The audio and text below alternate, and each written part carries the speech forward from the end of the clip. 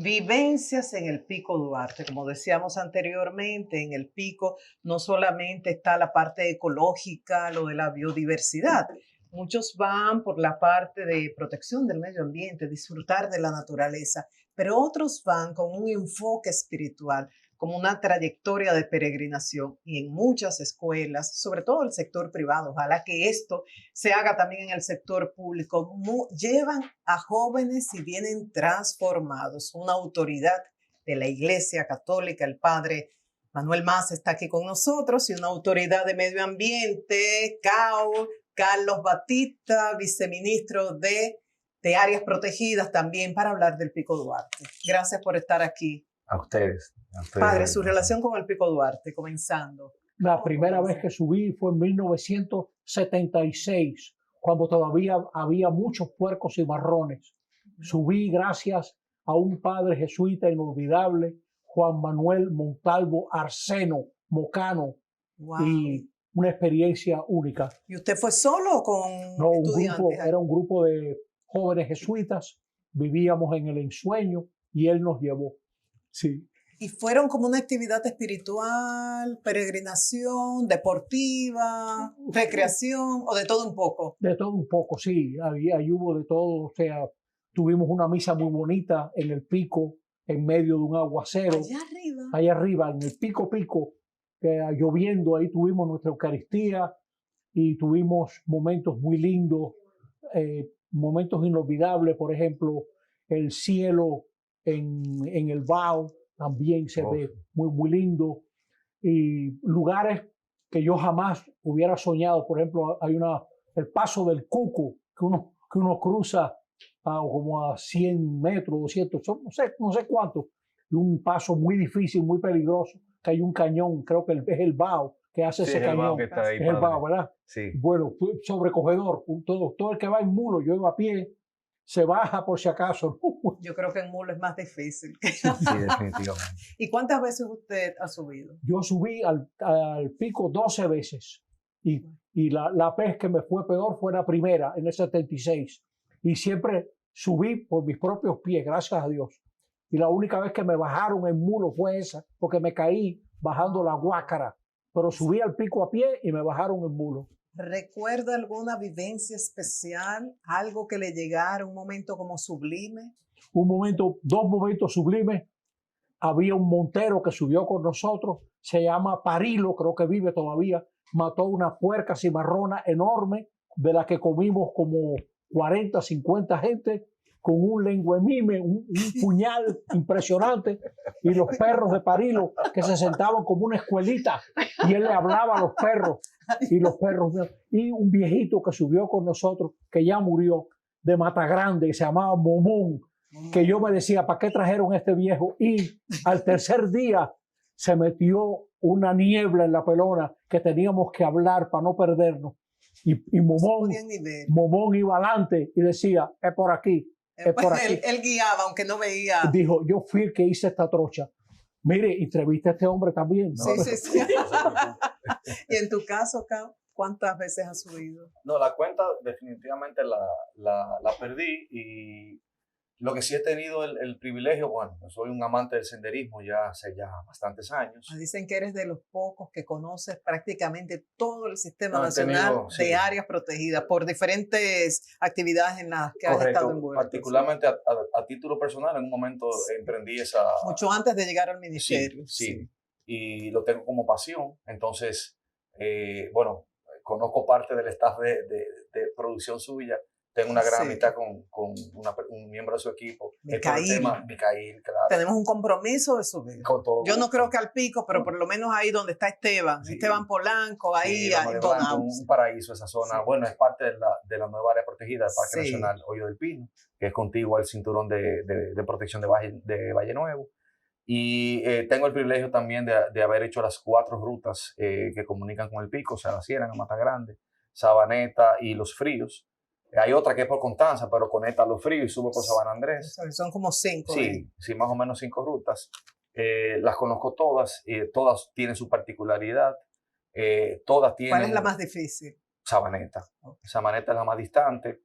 para mí es mágica porque involucra, o sea, inicias, yo le comentaba al padre fuera de cámara, inicias en bosque seco, en una zona que ha sufrido bastante antropización, producto de la agricultura, que por décadas ha beneficiado a muchos agricultores del Valle de San Juan, pero que al mismo tiempo ha tenido un prejuicio con la naturaleza. Pero después de ahí te vas adentrando poco a poco a bosque de pinar y cambias y vienen todas estas nacientes de agua y llegas a todas las sabanas de altura de la zona del Parque Nacional José del Carmen Ramírez hasta la sabana de Macutico, que es un paraíso. Y luego de ahí conectas con Pedro González. Es una ruta muy mágica que hemos tenido también el privilegio de conocer. La experiencia más impactante que has tenido. Fue una conexión. En este caso decidí en un momento levantarme 3 y algo de la mañana, colar un café, echarle un termito envuelto en varias fundas para tomar café caliente encima en Pico Duarte. Entonces arranqué solo, desde la compartición. ¿Solo? Sí, porque ya uno conoce bastante bien la ruta, con conocimiento de los guías. Muchachones, nos vemos ahorita, cuando ustedes suban allá nos encontramos, para yo disfrutar la experiencia de estar solo en Pico Duarte. Y oscuro y ver el amanecer. Sí, sí, se arranca con la luz de cabeza. No hay ningún temor. Todos estamos claros que afortunadamente en nuestro país no tenemos especies venenosas, ni nada que vaya a causarte algún tipo de perjurio. O sea, es más el temor de tú romper el miedo de tú estar solo compenetrado con la naturaleza. Logré subir, logré beberme cafecito, todavía estaba un poquito... ¿Subiste solo todo el trayecto? Absolutamente solo, y allá arriba pude estar varias horas mucho solos. trabajo de interiorización? ¿Tuviste o Sí. ibas distraído con lo que veías? Sí, no, porque esa hora la oscuridad solamente... bueno, era oscuro, solamente veías... La luz de cabeza solo te marca la parte del trillo, y esa primera etapa de romper el temor de que, mira, al tú compenetrarte con la naturaleza, no es un peligro para ti. Sí sentías un poquito de... Siempre se siente. Sí. El tema es superar eso. Es seguir adelante, y ya entonces, digamos, la corona es el privilegio de estar en Pico Duarte solo. Tú saber que estás en el punto más alto de todas las Antillas. Y bueno, el punto más alto de a partir de los Andes y hacia el este es el punto más alto de América, el Pico Duarte. Eso hay que tenerlo también en conocimiento. Dicen que el que sube no baja igual. Entre los estudiantes, padre, que usted te acompañó a subir, ¿recuerda alguna anécdota, algo que lo haya impresionado? Muchas anécdotas, no terminamos. Las Eucaristías en el Pico. Yo acompañé muchas veces a un gran caminante que fue el padre Chuco. Sí. Esas misas son inolvidables también en el Tetero. En el Valle del Tetero, sí, hay una piedra muy linda en una esquinita del valle. Ahí nos hemos reunido todos los grupos.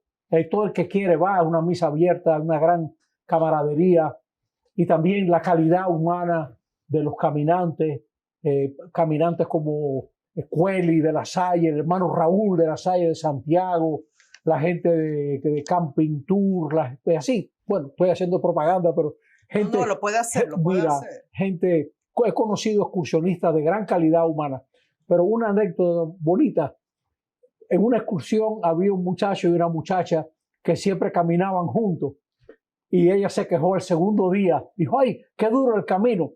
Y el guía, que siempre los veía juntos, le dijo, no hay camino malo si la compañía es buena. Sí. Y así, y lo bueno es que allá arriba todos somos iguales. Ahí no así hay, es. Él es el sacerdote, él es el viceministro, o sea, todos somos seres humanos con necesidades y tenemos que ser empáticos porque no hay de otra.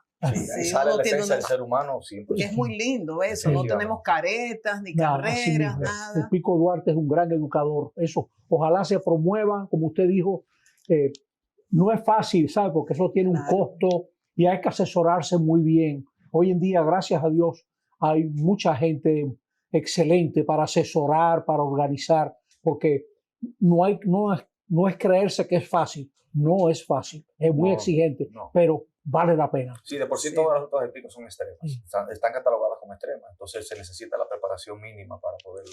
Pero yo creo que con los recursos del 4%, que son bastantes, con las necesidades que tienen nuestros jóvenes, que están bebiendo mucho, están consumiendo drogas, están con el vapeo. Nosotros acabamos de hacer un programa sobre eso que es muy perjudicial.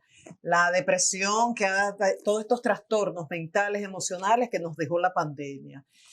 Todas las radiaciones de los aparatos. Necesitamos hacer tierra en la naturaleza, olvidarnos. Yo creo que puede ser el Pico Duarte un instrumento de sanación, padre. ¿Por qué no crear esas estructuras? Así es. Ojalá que el Ministerio de Medio Ambiente pueda ayudar al Ministerio de Educación. La ley establece como obligatorio esta materia de educación. No la ley se ha de educación aplicado. ambiental. Sería bellísimo que los estudiantes ya de los últimos años de bachillerato, porque como decía el padre, es una ruta que requiere mucha logística, que reciban clases allá arriba. Puede ser. Le tomo la palabra en ese sentido. Eso no es utópico. Le tomo la palabra. ¿Qué les pareció a ustedes esta iniciativa de CCN? Dedicado al Pico Duarte. Bonito, yo tengo que hacer una locura, no podemos decir mentira, pero usted se sorprenderá. Sí. ¿Qué pasó? A mí me regalaron el mío y yo me sentí obligado a regalárselo a uno de los excursionistas que yo más admiro, con la cinta lindísima. A Carlos Sánchez se lo regalé. Gran excursionista. Mira, Carlos siempre iba de último recogiendo a todo el que se quedaba atrás. En los grupos que yo organizaba. Y también, pero ya me conseguí otro, ya viene otro también. Sí. Lo va a ver. Muy linda iniciativa, sí. Definitivamente una iniciativa que debemos agradecer enormemente a CCN. Es la primera vez. La promoción de Orgullo de mi Tierra se hacía destinada a una provincia como tal. Es la primera vez que se hace destinada a un elemento natural. En particular por las implicaciones históricas, culturales y ambientales que tiene. Y de verdad que de la perspectiva entonces de la educación, de la conciencia que tenemos que llamar y de que nuestros dominicanos entiendan qué tan especial es el centro de nuestra isla, de verdad que va a ser un antes y un después esta campaña por el entorno Pico Duarte. Vamos a aprovecharlos y que realmente nos sintamos orgullosos. El padre se tiene que ir, por eso ya vamos a cortar este segmento de la entrevista, pero Cao permanece con nosotros. ¿Usted me iba a decir algo? No, agradecer este espacio, qué bueno. Siempre hablar del Pico lo pone a uno más alto. Así es, padre. Muchas gracias. A usted lo quieren mucho, usted toca muchas vidas. Muchas gracias y seguimos contigo. Volvemos en breve. Desde su origen, Orgullo de mi Tierra ha tenido un propósito claro: fortalecer nuestra identidad y rescatar los valores y riquezas que nos hacen únicos.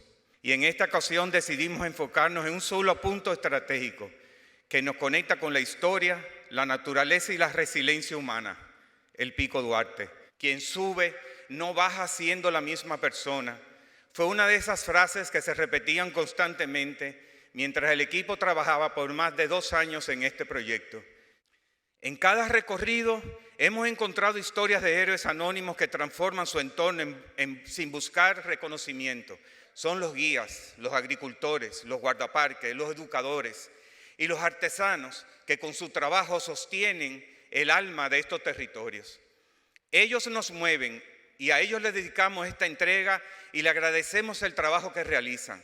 Acompáñenos a vivir nuestro orgullo en su punto más alto, el Pico Duarte, y a descubrir juntos los secretos de esta gran montaña que nos llena de orgullo. Muchas gracias. Síguenos en nuestras redes sociales como Ser Humano TV.